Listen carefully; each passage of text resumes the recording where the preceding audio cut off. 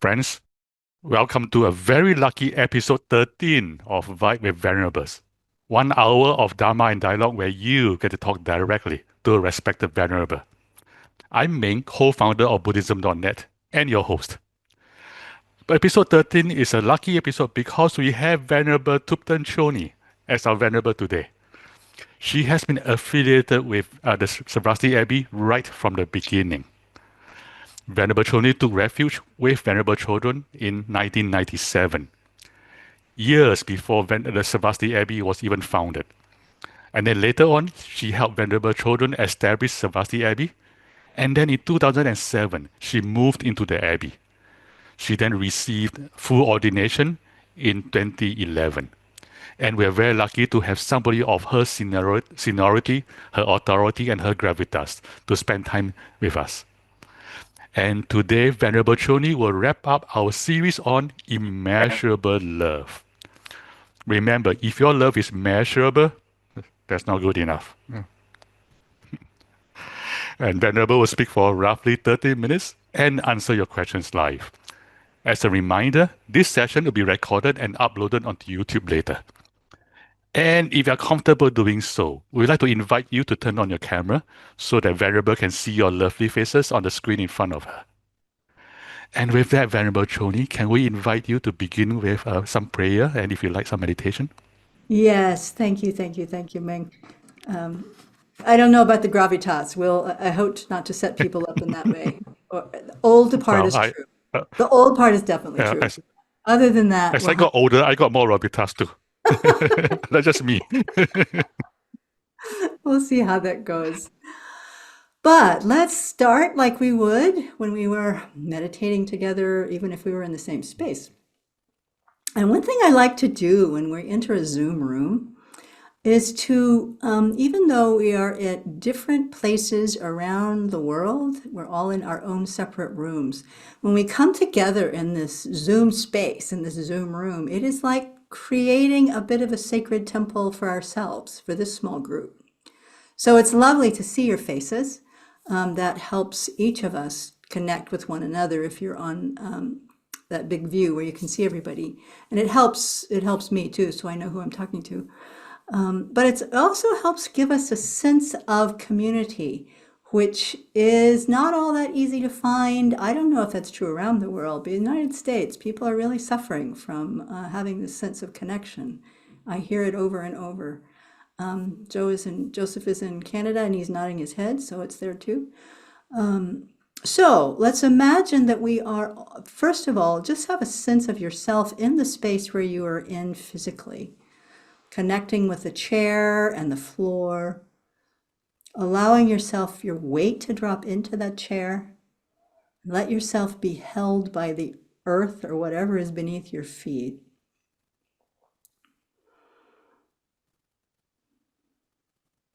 And bring your attention first to your body, being aware of the connection with the floor, with the chair.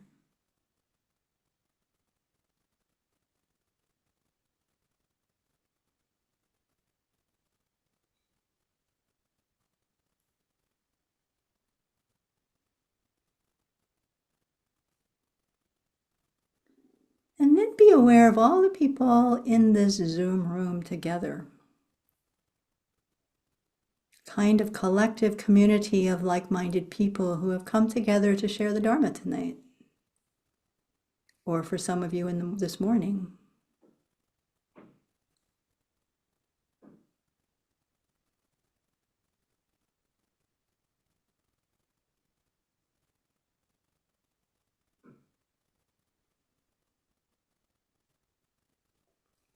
And then with the spine straight, your hands in your lap or on your knees, however you usually practice. Shoulders level, eyes lowered. We'll move your attention to the breath for a few moments.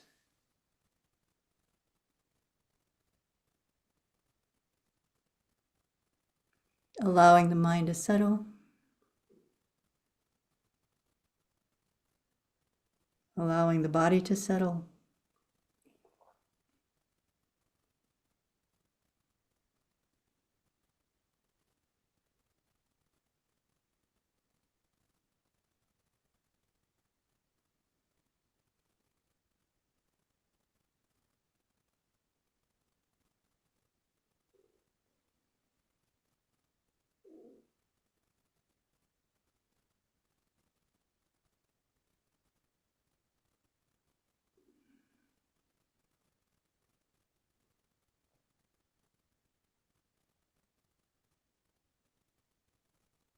and into this space, this little chapel of the Dharma that we've created together.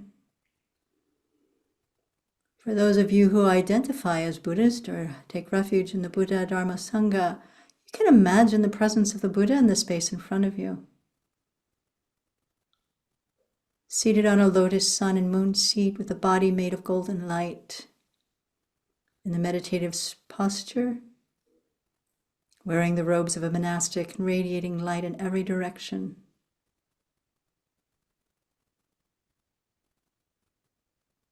His face is very beautiful.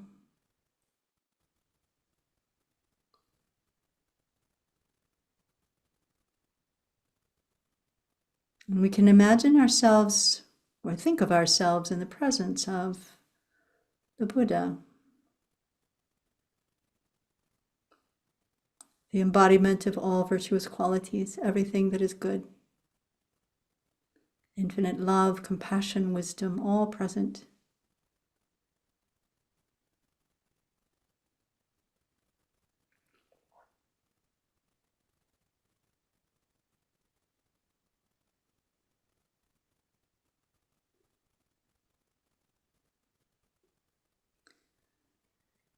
And we bring to our mind for just a moment, why do we take refuge?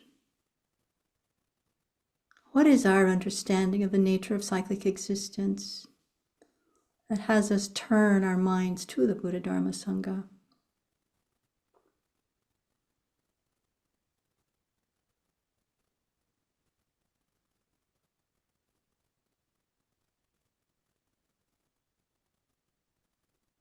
I mean, thinking of the difficulties of cyclic existence, the constant change, our craving minds that are never satisfied, the seeking for happiness that is an endless search. It happens for a moment and then it's gone. The problems that arise, whether we expect them or not. We all have our own examples of the difficulties of cyclic existence, and we must have some confidence in the Buddha, Dharma, Sangha to support us out of that. So bring to mind those two aspects.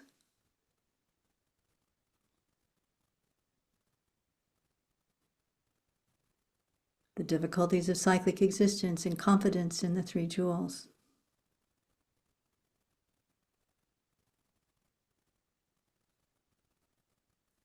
And from the Mahayana perspective, we add one more reason for taking refuge, and that is in order to be of benefit to every living being, to fulfill our potential fully.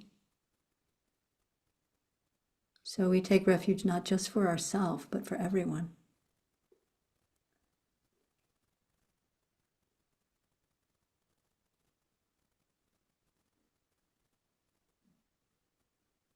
And I'll set the very brief motivation now that we will be doing this time, this hour that we share together, to deepen our understanding about the topic of love,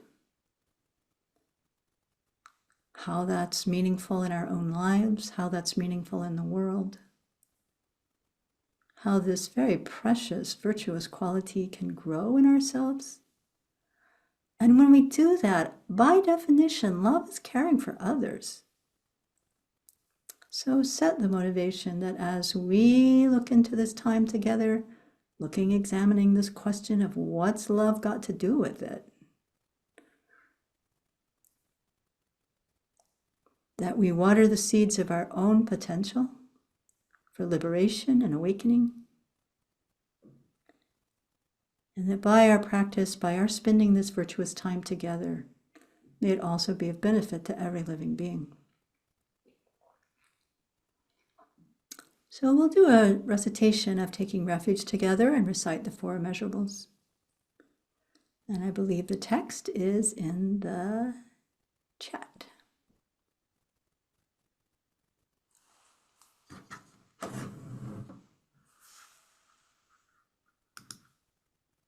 Yeah. So as we recite this too, if you have the imagination of the Buddha in the space in front, the visualization, You can imagine that light pours from the Buddha as we recite the refuge prayer. I take refuge until I have awakened in the Buddhas, the Dharma, and the Sangha. By the merit I create by engaging in generosity and the other far-reaching practices, I will attain Buddhahood in order to benefit all sentient beings. I take refuge until I have awakened in the Buddhas, the Dharma, and the Sangha. By the merit I create by engaging in generosity and the other far-reaching practices, I will attain Buddhahood in order to benefit all sentient beings. I take refuge until I have awakened in the Buddhas, the Dharma, and the Sangha. By the merit I create by engaging in generosity and the other far-reaching practices, I will attain Buddhahood in order to benefit all sentient beings. Sadhu, sadhu, sadhu. May all sentient beings have happiness and its causes. May all sentient beings be free of suffering and its causes. May all sentient beings not be separated from sorrowless bliss. May all sentient beings abide in equanimity, free of bias, attachment, and anger. Take a moment to reflect on these 4 thoughts.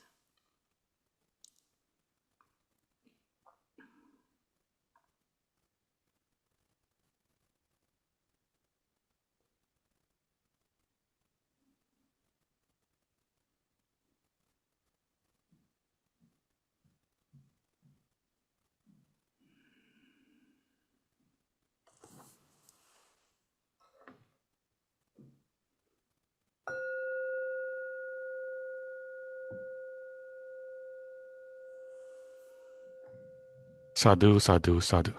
Okay, can you hear that gong? Sometimes that background noise is turned off, I Yes, hear. yes, I Yeah, did. Yeah. good, good, good, good. Hmm.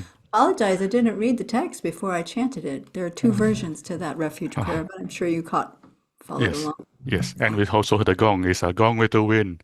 Yeah, gong with the Ah, wind. Very good. thank you. Very All my puns good. are You're good. good at those puns. Yeah, yeah, yeah. So here we are, class number or talk number 5 on this topic. What's love got to do with it? And I'm wondering if we ever answered that question yet. I'm not sure we have. Or maybe it has been answered by individuals in your own heart, and that's great. But what I'm also wondering is, did we ever define what the it is and what's love got to do with it? And I'm not sure that we did. So if we don't define that, then we don't know what the question is. So I've decided, just looking at, having watched what my fellow Dharma, my teacher and my fellow Dharma brothers and sisters have done in the last week, to me, it's really clear that it in that question is happiness. What's love got to do with happiness? Because that's our fundamental driver, seeking happiness and wishing to be free of suffering. I think it's probably been mentioned every week that that's one of the most basic things that we talk about, at least in the Tibetan tradition. We look at that as a foundation of recognizing the similarity that we have with every single living being.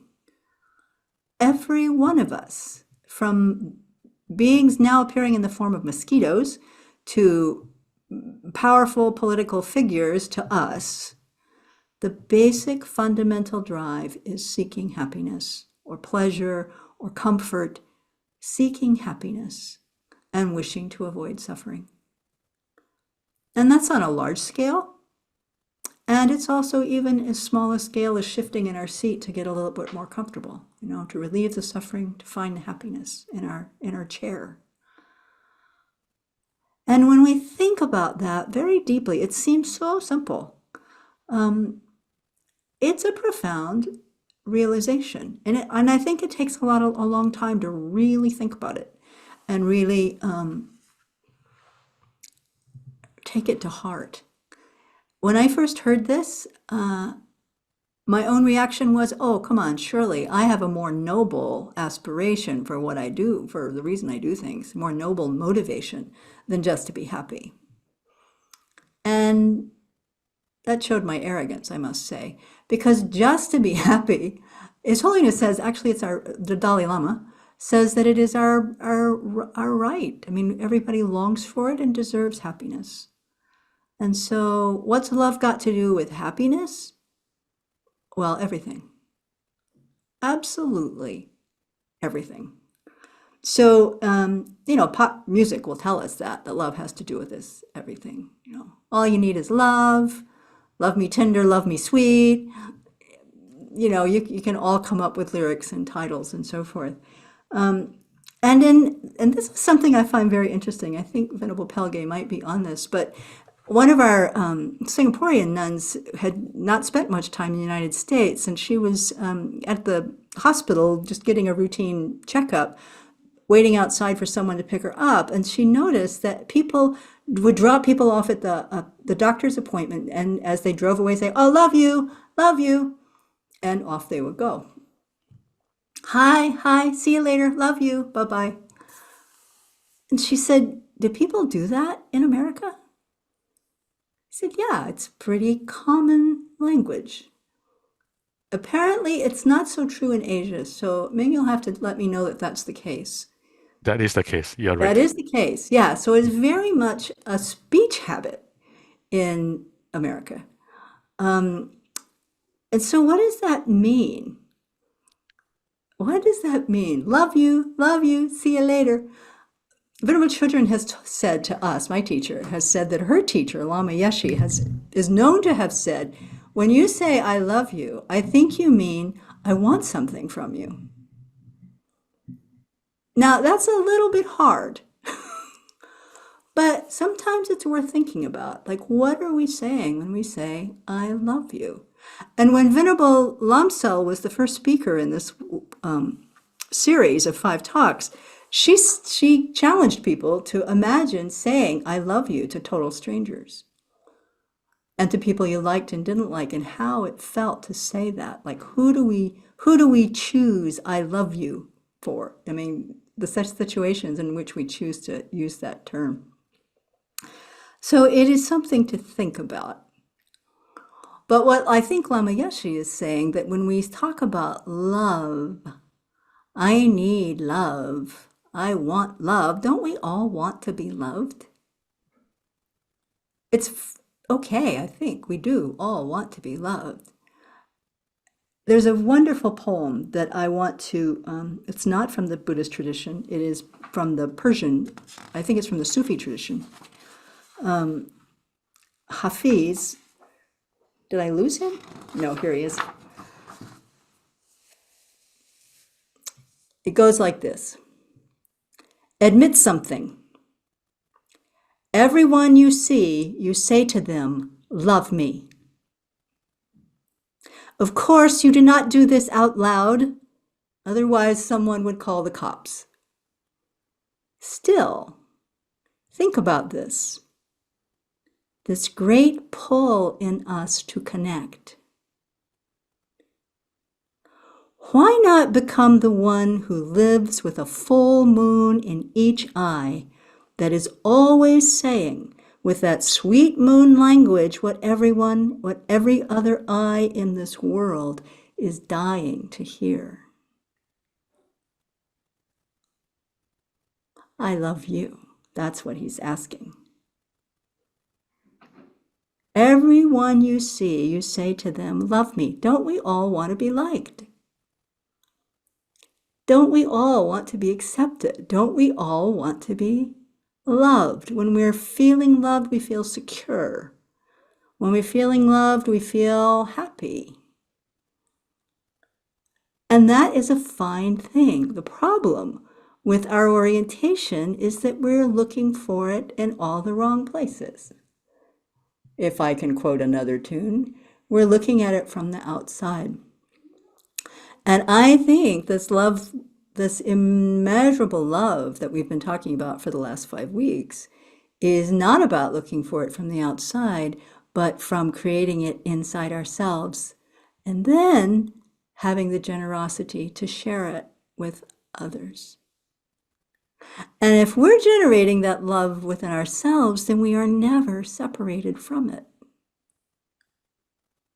It's always available. We're never bereft from it. Does that make sense? So all of our loneliness, it is said, when we can generate love like that, our loneliness disappears, our unhappiness disappears, our anger disappears, our capacity to be with others grows. Why not become the one who lives with a full moon in each eye that is always saying what every other in the eye in the world is dying to hear? Love you, love you, love you. So when we're talking about immeasurable love, that's really what we're talking about, is cultivating a way of thinking, a way of moving in the world that recognizes our similarity with other living beings, sees them as lovable, and approaches the world or approaches each one with this kind of open-hearted friendliness. Love views, this is a quote, many or all beings as lovable and wishes them well. So we've talked about the reasons for this. Venerable Gyatso talked a lot last week about recognizing the kindness of others. When we recognize kindness around us, we recognize the kindness of our family, the kindness of our parents. We pay attention to the kindness to the friends that are around us that support us. We think about how everything that we have comes from the effort of other living beings, and we interpret that as a kindness. Then the sense of gratitude arises. And with that gratitude, there's a wish to repay their kindness to us, and with that, love can arise, right? It's a beautiful meditation to do, and he talked through it quite thoroughly last week. So that's one of the bases for establishing love for other living beings. But I thought as a culmination tonight, it might be just the best way to spend our time is to spend the next 10 minutes maybe on doing the meditation on cultivating immeasurable love. To just guide ourselves through it together. And then we'll take this Q&A time to talk about how that rests for people and how it connects. Yeah? Okay, thumbs up, that's good enough. So remember, we're defining love as a wish for others to be happy. It's really pretty simple. Wishing for someone else to have happiness, the causes of happiness. And so for a minute, we want to think about, before we start the meditation, also what is this happiness that we're wishing them for? What is it that we want them to have? So it's not just wishing ourselves too and other living beings to have sensual pleasure, which is nice, very, very short-lived, but always pleasant, nice to have good food and so forth.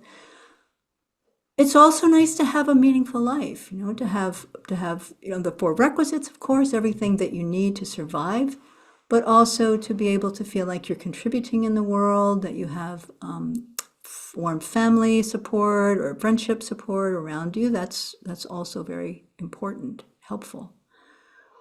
It's also especially valuable to recognize that a huge part of our happiness is overcoming our afflictions, working against the negative mind states that kind of causes so much suffering and pain, having the chance to meet the Dharma, to practice, the conditions for that practice.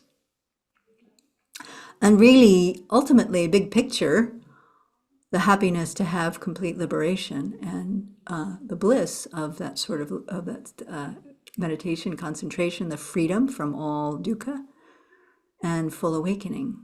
So it's a big wish. May you be happy is not just, may your marriage be good and your ice cream flavorful. It's way bigger than that when we expand. So wishing that on others, let's do this meditation. So just take yourself into the meditative posture. That whatever you're trained to do.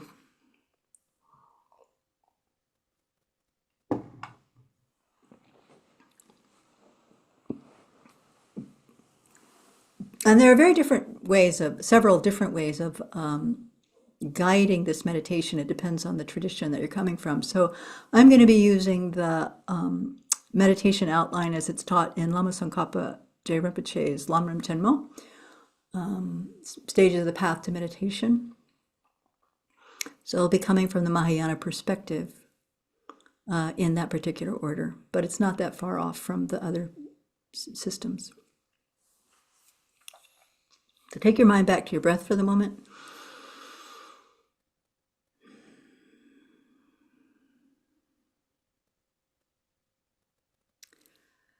And start by imagining someone sitting in a chair across from you. That is you. Looking at yourself.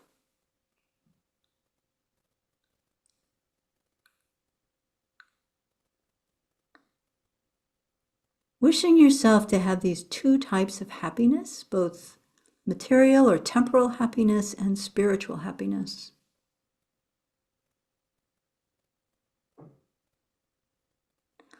And just think with this formula, may you be happy. May you be free of all anxiety, suffering. May you have all you need to fulfill your potential. May you be happy.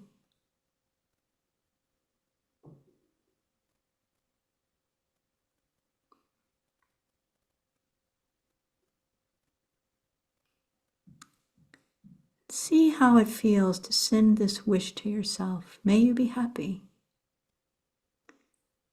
May you be free of suffering, anxiety, fear. May your heart and mind be filled with peace. May you be happy.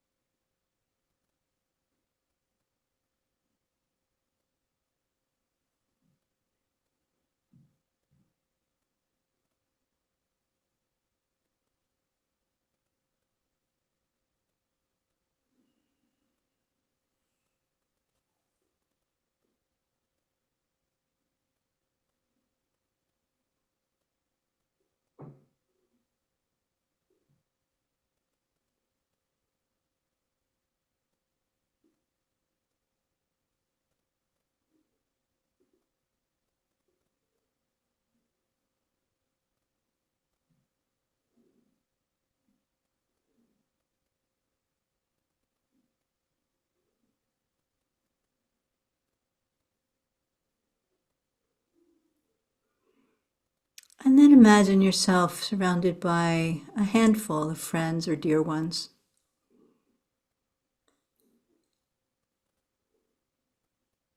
Maybe choose ones that you might not feel so entangled and attached to, if that's an issue for you.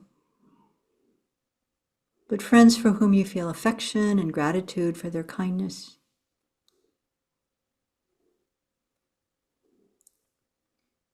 And think of them one by one. And send the same wish for two kinds of happiness, for temporal happiness and spiritual happiness.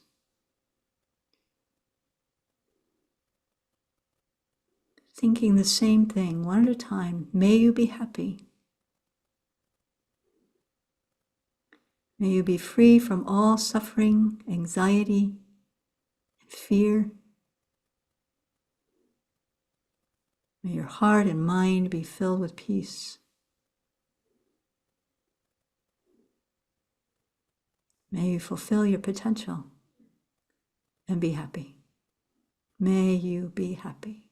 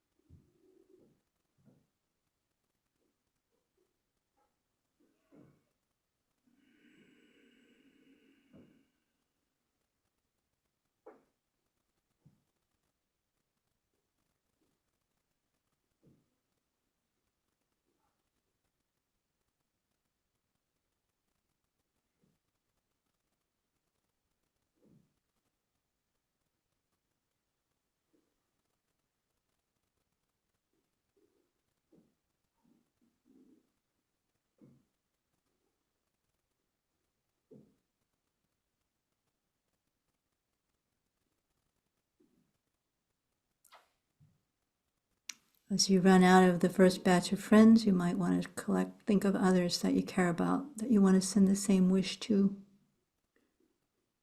May you be happy. May you be free of suffering, anxiety, fear.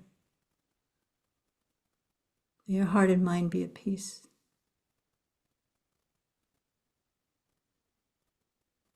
May you attain full awakening.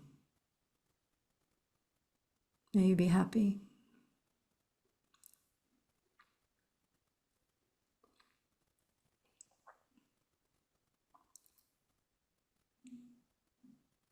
And then let your mind extend that wish to the whole group of friends that you've imagined and all the people that you care about in your personal sphere. May they all be happy.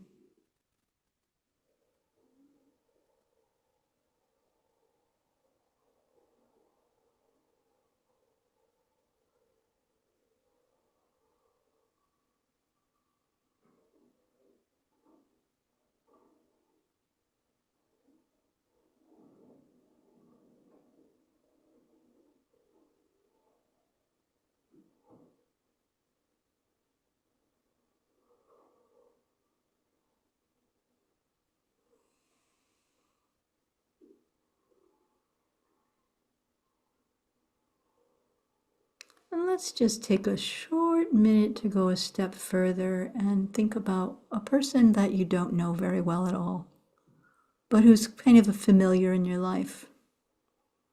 The person who's like makes the coffee downstairs where you always go, or the checkout lady at the checkout counter at the grocery store. Maybe the same beggar that you pass on the street every day. Someone who's in your field of experience, but with whom you don't have a relationship.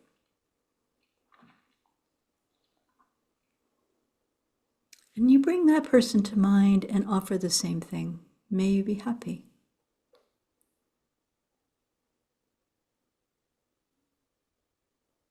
May you be free of all suffering, anxiety, free of all fear. May your heart and mind be filled with peace. May you be happy. And let that feeling, that wish, permeate the person that you're thinking of.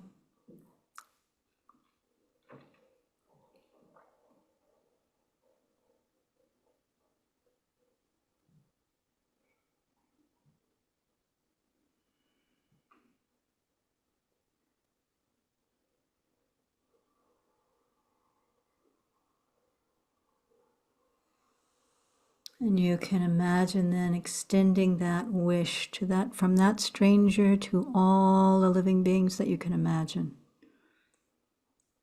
You might think of everybody in your town, everybody in your country, every human on the planet,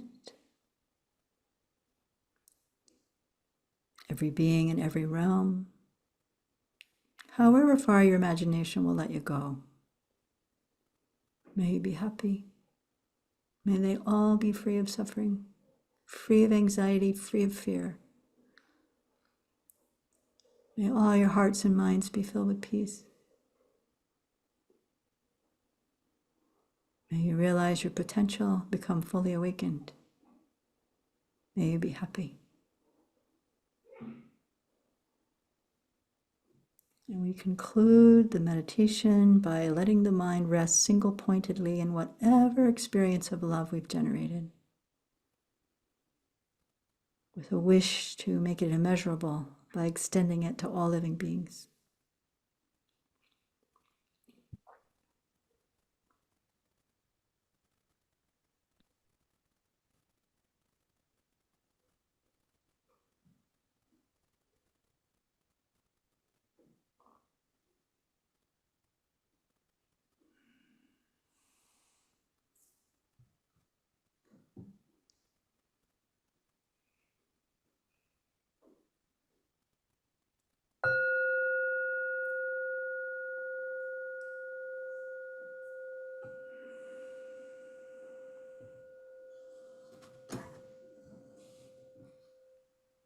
Thank you, dear Venerable. Okay. So if we had the time, I mean, we could do this for the whole hour and still not be finished. We could do this for the rest of our lives and not be finished. But just the steps are to think to, in this outline, to include ourselves first, then dear ones, one by one by one, and really trying to get a feeling of each one before you go to the next. Then going to strangers, then going to the difficult people. We're growing our capacity one by one, and this takes time. This isn't all done in one 10-minute session of meditation, right? But over a period of time, as we cultivate this practice of loving kindness as our practice of developing immeasurable love, growing one at a time, and one at a time, and one at a time, until our mind grows, our imagination grows, our experience of it grows, and it is said, I have not been there yet, but it is said that the time comes when we no longer need the imagination to carry us there, that our response to every living being becomes this one of a wish for their happiness, this experience of love. So that's our long-term goal. And when we've got every single being in the planet, we're talking about immeasurable love. Yeah? Okay. Thank you. Questions, thoughts, or comments? Yes, if you have any questions for Venerable, or if you just want to share how you felt during this experience, this meditation, you can use a hand raising function of Zoom, and then I will identify you and ask you to unmute yourself. Or if you don't know how to do that, yes, type it in chat or just wave at me at the screen, and then I will identify you. So with that, we have a question from Joseph. Joseph, please unmute yourself. Warmest wishes, Venerable. It's so good to see you well. Hope you're doing well and hope the community is well. I just felt inspired to perceiving the qualities of gratitude and appreciation of goodness. I'd like to make a offering of loving kindness, reverence to the Sangha. I was thinking about wanting to repay the kindness of my time with the Tibetan practitioners, and I've been studying the Pali Canon, and I was trying to find a bridge, a concord, of an expression of friendliness to bridge the two traditions together. And I wanted to take this opportunity to share what came up in meditation, what brought joy to the heart in regards to this theme of love. I was thinking about these three terms for love, these three terms that come up in the Pali Canon in terms of how the Buddha expresses affection. And the words are karuna, which I think you're familiar with. And this other ones that I found are so beautiful is anudaya and Mm-hmm. anukampa. So this is something I was like, when I feel these three qualities together, it's amazing. And I wanted to talk about it with my spiritual friends and express love in this way. So the way that it's translated is compassion, empathetic care. And I like to use this translation by Father Greg Boyle, the founder of Homeboy Industries, the largest gang rehabilitation clinic in the world. Exquisite tenderness. So Ah, these qualities of compassion, empathy, and exquisite tenderness. And the bridge, the creative bridge that I want to make to the Tibetan tradition, when I think of these three qualities from Pali Canon, what I see is Chenrezi is karuna, mm-hmm. white Tara is empathy, Mm-hmm. and green Tara is anukampa. So Mm-hmm. white Tara has all the eyes and she's stable. She's holding space. She sees the suffering and she's not distressed by it. She has empathy. She's fully aware of all the eyes. And then green Tara is ready to get up. You know, that famous, her foot is ready to get off of her seat. That's that exquisite tenderness that's able to. So I see it. I see it. And then, of course, Thousand Arn Chenrezi is definitely expression of compassion. So I, uh, I offer that reflection as an expression of gratitude and joy, and appreciation for the kindness that you've shared with me. I thought it was beautiful that these three qualities from the Pali Canon are expressed in such a beautiful way in the Tibetan tradition. It's there. So may you accept that as an offering of loving Thank you, kindness. Joseph. Very beautiful. Yeah. So, I love exquisite tenderness. That's a beautiful translation. Venerable Chonyi, do you have any comment on what Joseph just shared? Only that, I mean, he himself is an artist. You might be able to tell. I know Joseph, and so the way he internalizes the Dharma and expresses it in such kind of visual terms is very inspiring. And I think you're right on in identifying the deities of the Tibetan tradition in that way. Yeah, beautiful. I'm just reflecting on what Joseph just said because there is, I mean, in karuna, right, compassion, uh, it is so Thubten Jinpa uh, define compassion in if three as three parts, right? There's the affective part, I feel for you. There's a Mm, cognitive part, I understand you. mm-hmm. And then most importantly, there's a motivational part, I want to help you. So that is compassion. Yeah. And the question, how do I express I want to help you?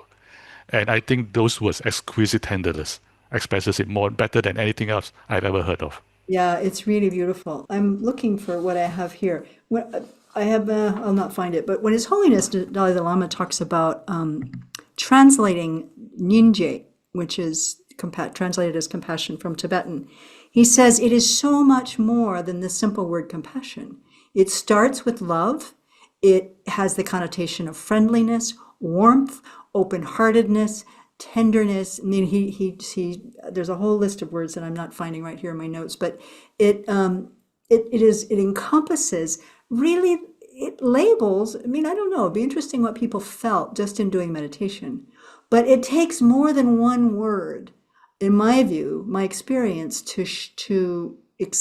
describe the experience of open-heartedness that comes from cultivating love for others in this way of wishing one another to be happy. It's so simple, and it is so heart can be so heart opening, and that takes time also, just to acknowledge that. Some people may have felt nothing at all and go, that's okay. That's okay. Keep it up, but it does work. Venerable, while waiting for the next question, I have one. Hmm. There's something you said earlier that I was very impactful for me, and it's very powerful. You said what you said was loneliness, right? I mean, loneliness is there's an epidemic of loneliness in the modern world, Hmm. and the way people experience loneliness is they don't love me, Yeah, they ignore me. So it's about they as yeah, reflected on me, but you just gave it a different spin. what you said earlier was that if we cultivate our loving kindness from inside and then we give it rather than expecting to receive, we give the love unconditionally, and that connection never breaks, and therefore there is never loneliness. Yeah. So, my question for you is, I think for normal people, not holy person like you, but for normal people, there is a period between lonely and with the state you describe. And I Yeah. was wondering whether you, in your practice, had experienced this transition over time, how it felt for you, and what we can learn about it. Yeah, very much so. Normal person, normal person. I just have a different haircut and wear the same clothes every day. It's more practical. But yeah, I mean, I would think when I look at the afflictions that I've had to work with in my life, one of the biggest one is this need to be loved. I started out in my first career as a performer. Applause is right. I like it. And that need to like somehow get filled from the outside as a validation for your value, as a value of, a validation of who you think you are as a person. I think we all have some degree of this, and this has been one of the biggest things I have had to work with. And I do not want to be reborn with this. It was so debilitating in my early life. I absolutely want to get rid of this before I'm out of here. Okay, so to in my own experience of working with this meditation, to recognize that I have the capacity we all have capacity to love. The seeds are there. And when I stop wanting it for myself and try to generate it for others, then that tendency towards that neediness, the neediness starts to melt away. And, it's not completely gone. We all also have that. But this is my own personal experience. Is the more I do this meditation on loving kindness, wishing love for others, the more self-confidence I have, and the less I feel like that kind of lost, lonely, where am I in the world? How do I fit? Where do I belong? Yeah, that's my experience. What you just said is fascinating in its own right. Mm. Because if I understand you correctly, it is that the wishing for the generating of love and wishing for others to be happy. What it Mhm. does is it is an Yeah, antidote to the affliction of love me, damn it, right? absolutely, And that is absolutely. why, yeah, yeah. Yeah, and then because I mean, if you were demanding in that way, nobody can fill that hole. I can think of one really famous guy right now who is the epitome of this neediness, right? I can't imagine who that could be. Can't imagine who that would be. I have so much appreciation for the suffering of that being. And what I have learned for myself is that if the love is here, if it starts here, then there's always enough. There's always enough. The neediness goes away. Hmm. Venerable, is that what motivated you to become a performer when you're young? Like the need to be like applauded Probably. at? I don't know. I mean, this was something that happened when I was way, way, way. It's also karmic. I will tell you the short story that I was in church. I was in church a lot when I was a kid, and I was about 3 years old. And I don't know what the preacher said, but he said something like, "Who will stand up and say something for Jesus?"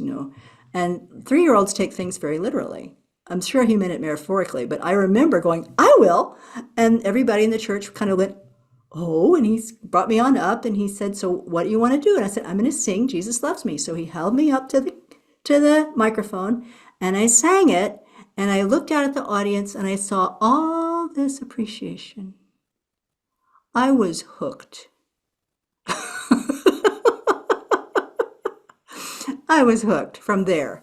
So, I mean, I think most of us think love comes from outside of us.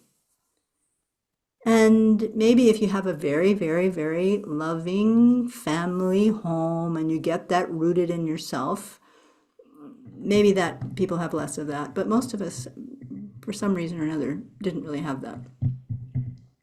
So Mm. Okay, that's my story. Joseph, thank you. Joseph, you have more to share? Venerable, I thought of a question, if that's okay. May I ask a question? Sure. Yes. So this is conditioned by I had just watched Venerable Radha from Venerable Vada from Empty Cloud Monastery in Seattle. Was no, I'm sorry, Empty Cloud in New Jersey. Yeah. He was talking about emptiness, and he's Mm, talking about, and I was thinking about the quality of mudita or rejoicing, mhm, and he was wanting us to start to appreciate the emptiness or like what's not in terms of absence. The word was absence, right? mhm, And so I was thinking about love, this theme mhm, of love, in the term of what's not there. mhm, So the idea came up of non greed, non hatred, and non delusion. It's like, so what is love? Like, what is love? What does a love look like that's free of greed, hatred, and ignorance or delusion? mhm, And appreciating, like, so the opposite of love would, I guess, be hate. So, like, non hatred. So, like, can we recognize what it feels like? There's no hate here. Wonder if that inspires you to share something to reflect on that. Thank you. I don't know that it inspires me to reflect, but I think that's absolutely right on. I mean, non-hatred, love. And it's not, it is, love is characterized as one of the main antidotes to anger, along with fortitude, patience. So the more, and this is really true, this really is my experience. The more I meditate on loving kindness, then the less likely anger is to arise. And I will say, living in a monastic community where you're living with a whole bunch of people that you don't have any other relationship with, except for the fact that you're all monastics, right? There's no blood relationship, there's no kind of romantic relationship, there's just people who share the Dharma together. So it's important that we learn to really care for one another in a clean, clear way. If I don't meditate on the kindness of others in the community really regularly, my irritation is much higher. I can see the difference. I really just have to stay with it, and that's a generating love meditation. Looking at the kindness of others, seeing them as lovable, and watching love arise. So it really is my experience that it's effective in that non-anger business. Hmm. May I share a reflection on that? Yeah. Yes. I start by saying I'm a shy person. So I had the exact opposite of your experience, Venerable Chonyi, which is when I'm in front of a crowd. And even if they show me love, I have that opposite experience. I say, okay, this is temporary. Next time they'll hate me. Oh I yeah. speak in front of audiences of thousands, Yeah. and I still have that experience. Mm. So with that as a starting point, so I one time I was in retreat, and I was retreat in an interesting way. I was in Google. So I was so I was working in Google. I took a few months of unpaid leave. And then what I did was I was instead of going to the monastery, I was sneak into Google. And I know there was a place where they're not using, so it's just empty cubicles. I just sat Yeah. there and meditated for like a couple of hours. And the reason I did that was because there was free lunch at Google back then. So I mean, they probably still have. So I would go for lunch and then go back to meditate. Yeah. And then one time I was doing mostly shamatha, like calming my mind, Mm. just experiencing things as they are. That was all very simple. Not doing loving kindness or anything.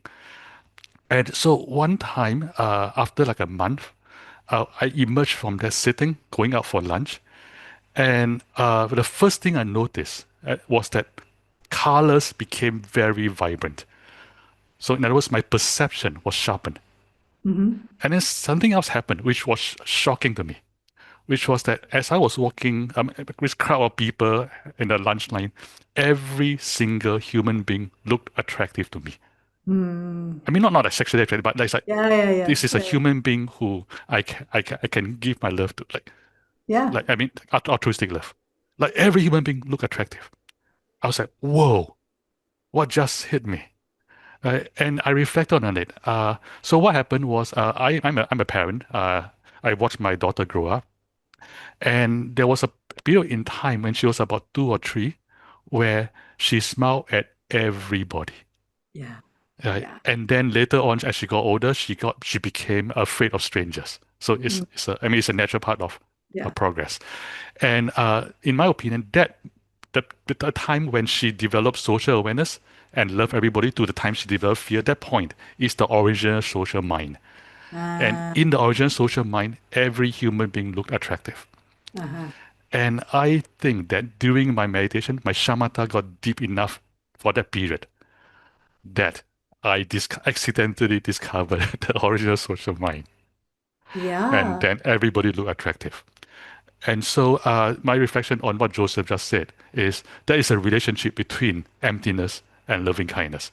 Like emptiness is the doorway to the original social mind. And the original social mind is full of altruistic love. I mean, You not know, the doorway, a yeah, doorway. yeah. Yeah, Yeah. You could go that way. You could yeah, definitely go that way. But way yeah. before we get to the challenges of the philosophical schools of, what the nature of reality is, Hmm. we could start developing this love way before that. And His Holiness the Dalai Lama, who's our role model, talks regularly about how everyone he meets as a friend. Everyone. And this is I've never seen anything opposite coming from him. I haven't seen him up close. I mean, I've been close to him in the teaching, but I haven't like been privately involved with him. But to see in every interaction I've ever seen, he has that level of open awareness. And that I think is something that is anybody can develop. We teach this meditation secularly too. We're not necessarily grounding it in Buddhism and the nature of reality itself or people attaining liberation or awakening. It's a tool that makes people's lives happier, richer, more beneficial, and helps us connect, which on a really day-to-day basis we need. We really need in the world. Mm. Yeah. I'll add to that. I have seen His Holiness up close. I have spent time with him up Yeah. close Yeah. privately, and I can tell you, everybody, the Dalai Lama you see on in public is the same Dalai Lama you see in private.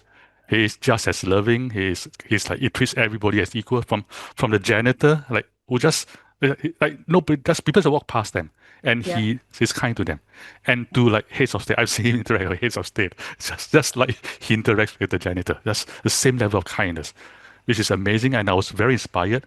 And when I saw that, I told myself, when I grow up, I want to be just like this guy. Yeah. Yeah. Yeah, That's a great role model.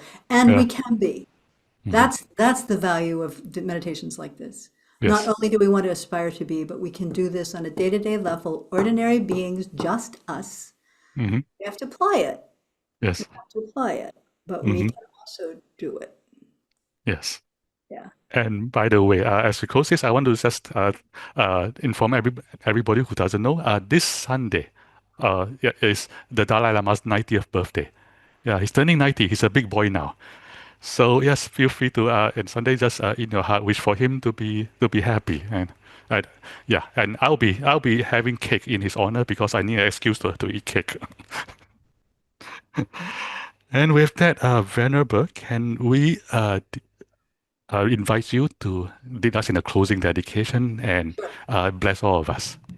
Definitely. So, again, connecting just for a moment with our meditative mind and reflecting on anything that may have been beneficial for you, any thoughts that came to mind that you want to keep in mind. Remember, Venerable Children calls this moment our digestion meditation. So take a moment to digest anything that might have been of value of our time together.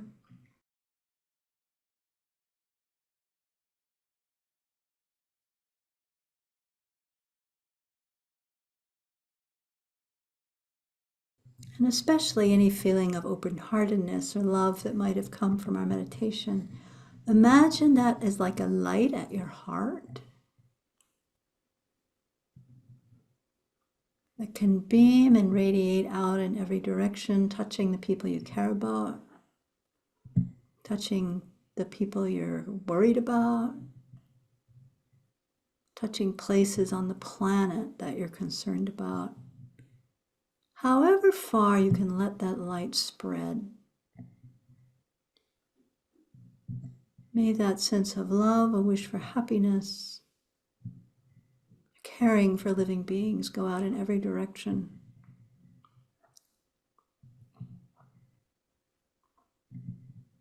And we dedicate whatever merit we may have generated here together for the happiness of all living beings,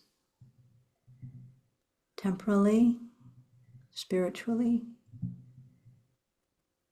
for there to be peace in the world, and that we may transcend the world through our own practice, leading towards liberation and full awakening, so that we may guide all others in that same direction. Due to this merit, may we soon attain the awakened state of Guru Buddha, that we may be able to liberate all sentient beings from their suffering. May the precious Bodhi mind not yet born arise and grow. May that born have no decline, but increase forevermore. And let me, for His Holiness's birthday, just do the dedication for him. In the snowy mountain pure land, you're the source of good and happiness. Powerful Tenzing Gyatso Chenrezi, may you stay until samsara ends. Sadhu, sadhu, sadhu. Thank you, Venerable. That was beautiful. Thank you all. So first, let's all bow to our teacher. By the way, Venerable, I have to say, this is a confession. Every time a Venerable leads chanting, there's part of me who always secretly hope, please let us hear a beautiful voice. And you have a beautiful singing voice, so you fulfill my wish. So thank you very much. Okay, so thank you for being here, my friend, Venerable, and my friends. As a reminder, this recording will be uploaded to our Buddhism.net YouTube channel. So subscribe and share with your friends. If you are inspired to practice dana or generosity towards Venerable Chonyi, please donate directly to Saraswati Abbey. We'll be sharing the link by chat and by email. And you will make Venerable Chonyi extra happy because she's in charge of donations at Saraswati Abbey. So you get extra karma points. You get two karma points for the price of one. So this, my friends, concludes our series on immeasurable love. We're taking next week off because it's the Dalai Lama's birthday and I need an excuse for taking a day off and eating cake. But for those of you who are going to miss Venerable Chonyi, don't worry, she'll be back in 2 weeks because we'll begin our series on compassion. And Venerable Chonyi will be here to start the series for us. And yes, we are very lucky to have her, so don't miss it. And we'll see you all in 2 weeks. Thank you, my friends. Thank you.